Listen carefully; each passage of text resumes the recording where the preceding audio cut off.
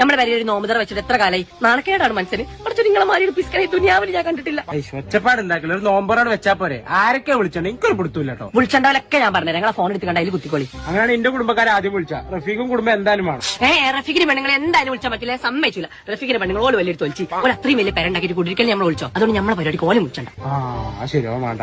ഫാത്തിന് കുട്ടികളെ വിളിച്ചാലോ? ഫാത്തിനെ വിളിച്ചാൽ നിങ്ങൾ ഒറ്റക്കടി നോമ്പ് നടത്തിക്കോളി. ഞാൻ ഉണ്ടാവില്ല, ഞാൻ പരിഗട് പോകും. പിന്നെ അവളോളെ ചെറുതിന് മുടിയിലേക്കും നമ്മളെ വിളിച്ചില്ല. ചെറിയ പരിപാടിയല്ലേ? എന്ത് ചെറിയ പരിപാടി എന്താണെങ്കിലും നമ്മളെ വിളിച്ചിട്ടില്ല. അതിന് ഞാൻ നല്ല പരിപാടി കുട്ടിക്ക് ഇപ്പോഴും മുടിയില്ല. ഇനിയിപ്പോ ഓളും വേണ്ട.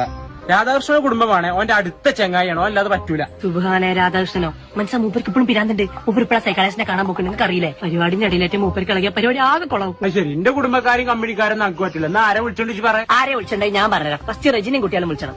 അല്ലെങ്കിൽ വേണ്ട. റെജിന്റെ അൽവാസിനോട് ഒരു കല്യാണം ഉണ്ടായിട്ടുള്ളൂ, ഞാൻ ഒരു വാക്ക് പറഞ്ഞില്ല. റെജിൻ കുട്ടികളെ എന്തായാലും വേണ്ട. കുഞ്ഞുട്ടിനും കുടുംബത്തിന് എന്തായാലും വിളിച്ചണം. കുറെ കാലമായി ഓളും കുട്ടികളൊക്കെ ഒന്ന് കണ്ടിട്ട്. അല്ലെങ്കിൽ വേണ്ട. ഓളോടന്ന് കല്യാണത്തിന് പോലെ പുള്ളിച്ചാൾ വെച്ചിട്ടുള്ള തന്നില്ല.